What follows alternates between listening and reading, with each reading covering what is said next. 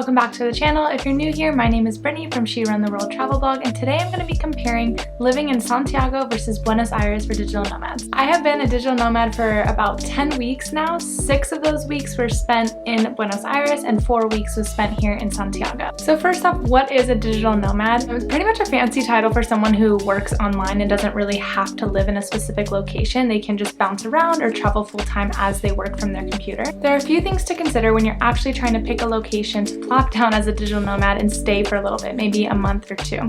You want to consider how expensive the place is, cost of living, how much there is to actually do in the city, and the modernness and amenities that are offered. So if that's something that's really important to you, an apartment with AC and a TV and maybe a pool, those types of things, is that city going to be able to offer that for you? Obviously, you don't need to be a digital nomad for these things to apply to you. It'll still be super helpful when you're choosing to visit between Buenos Aires and Santiago. In this video, I'm going to compare 6 main categories between the two cities: money, cost, transportation, neighborhoods, Wi-Fi and co-working spaces, and travel. So let's go ahead and dive in. First up is money in Santiago.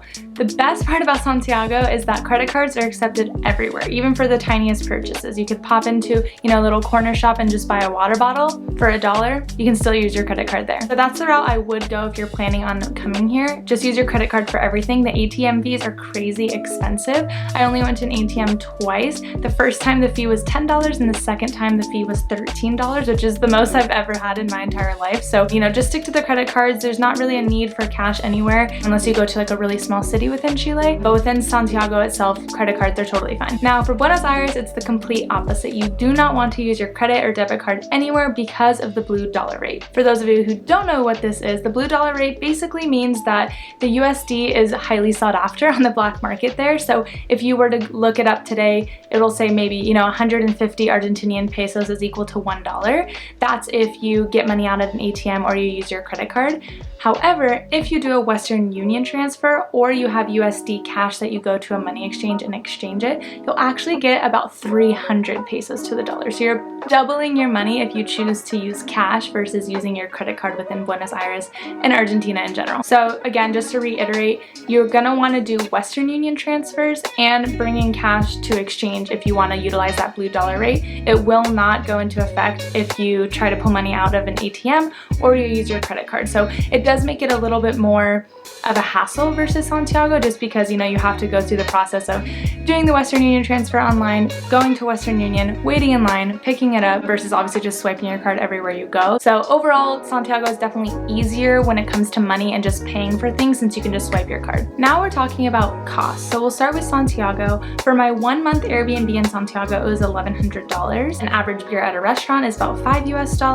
An average 2-liter water bottle, if you pop into any corner shop, is about $3, and an average meal for 2 people is about $25 to $35. For Buenos Aires, my 1-month Airbnb was $996. An average beer at a restaurant was between $1 and $3. An average 2-liter water bottle was about 50 cents, and an average meal for 2 people was about $10 to $15. All of that is using the blue dollar rate, so as long as you are utilizing that blue dollar rate, Buenos Aires is significantly cheaper than Santiago. We were actually shocked when we got here and we went to the restaurant the first day. We were like, oh, maybe we chose a really expensive restaurant. No, it's pretty much like that everywhere you go. So definitely when it comes to cost in general, Buenos Aires is a lot cheaper. Now moving on to transportation, Santiago has a really well integrated metro and bus system. You can pretty much get anywhere in the city by utilizing one of those, and an average metro ride is going to cost you between like 75 and 90 cents. It is a lot more spread out than Buenos Aires, so it's not very walkable. I will say, getting from one cool neighborhood to the next, it might take you at least like 30 to 45 minutes to walk there. So if you do want to utilize Uber for about a 15-minute ride is going to cost you anywhere from $5 to $8. For Buenos Aires, the metro system isn't as well connected as Santiago. A lot of the lines just run parallel to one another and they all kind of just meet in the city center. So honestly, we only used the metro a few times because there was no metro stop near where our Airbnb was. But they have a really integrated bus system, so if you want to hop on there as soon as you get your Sube card, an average ride on the metro is going to cost you anywhere from 20 to 50 cents. One thing I really liked about Buenos Aires is that it is a lot more walkable. I felt like you know, I very rarely used public transportation or even Ubers. We were able to walk pretty much everywhere.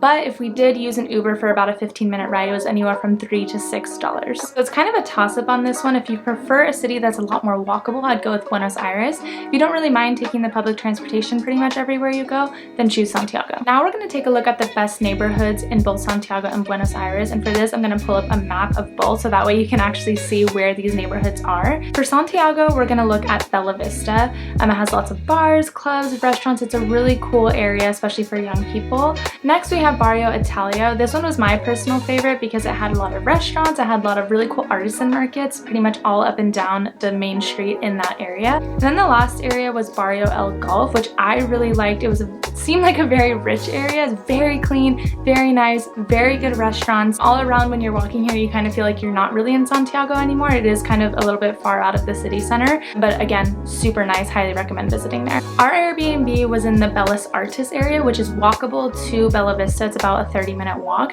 I had read a bunch of blogs that said Bellas Artes was the best neighborhood to stay in if you're going to stay in Santiago, and I would actually have to disagree. We're kind of on the outskirts of the area. The area is super tiny, and when you get to the main strip that has all of the restaurants in Bellas Artes, it is really cool, but it's again so tiny. So I would recommend staying in one of the other 3 areas I just talked about because it's a little bit bigger and gives you more options to do some things. In Buenos Aires, Palermo and Recoleta are the main neighborhoods that you're going to want to be in. We stayed for 4 weeks in Palermo and then 1 week in Recoleta.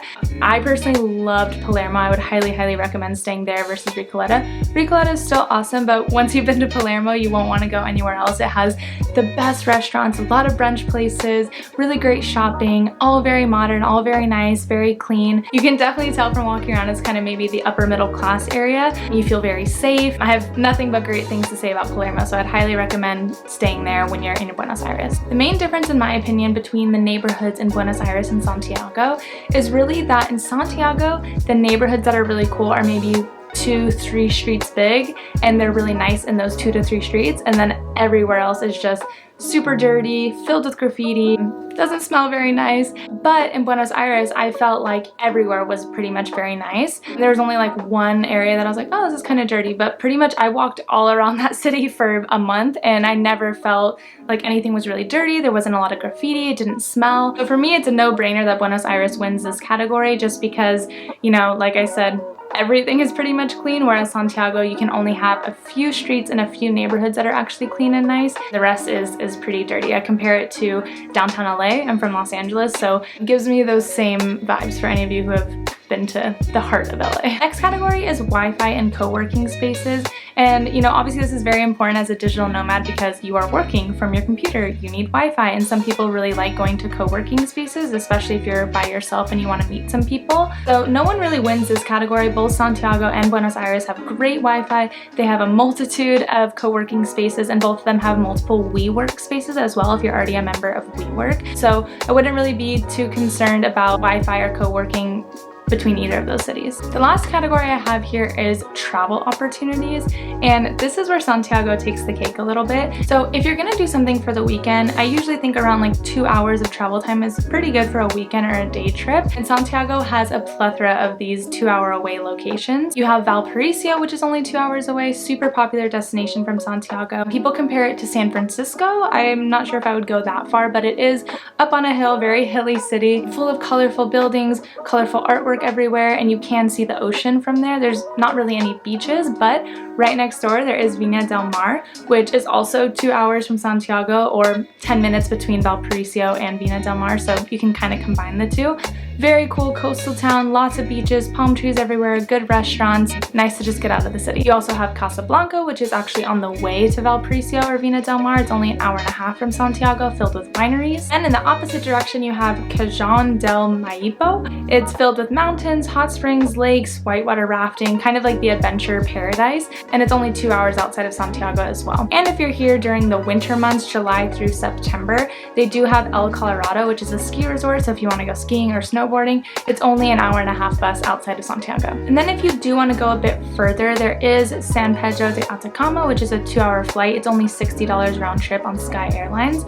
Or there's Puerto Natales, which is down south in the Patagonia Torres del Paine National Park region. It's about 5 hours. There isn't a direct flight. It's about $150 to $300. So as you can see, whether you want to take a bus or a flight, there are so many things to do around Santiago. So I do feel like it really is a great hub to kind of, you know, be in the city, work Monday through Friday, and then on the weekends do a bunch of fun things on the outskirts of the city. Buenos Aires is kind of a different story. There's not too much to do around, especially by bus. You can go to Tigre, which is 45 minutes on the metro, which is super convenient, only 50 cents to go all the way there. You can do like a boat tour around all the different islands that they have. Then the other option is to take the ferry over to Uruguay. It's only an hour and a half, but it's super expensive. So even with the blue dollar rate, it's gonna cost you anywhere between, you know, $150 to $200 round trip to take the ferry. So it's not very economical, even though it is very close to Buenos Aires. Honestly, that's really it. There's nothing nearby that's like a bus journey away. There are a few flight journeys away, of course. You can go up to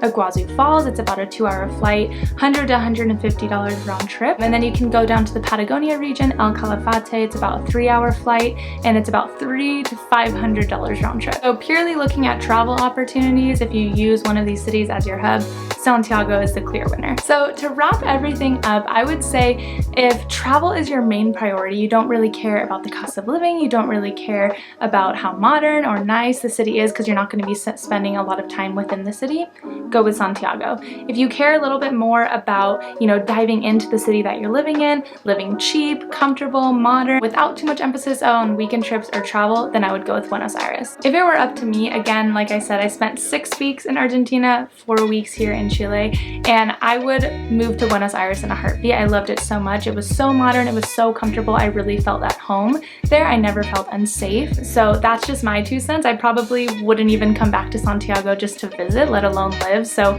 there's my 2 cents from someone who spent a pretty decent amount of time in both places. If you guys have any questions about digital nomad life, specific questions about Santiago or Buenos Aires, drop them in the comments below. I'd love to help you out. Don't forget to hit that like button if you found this video helpful at all in your planning and choosing process between Buenos Aires and Santiago, or even digital nomad life in general. And don't forget to hit that subscribe button as I continue my digital nomad journey through South America. Thank you guys so much for watching, and I'll see you in Ecuador.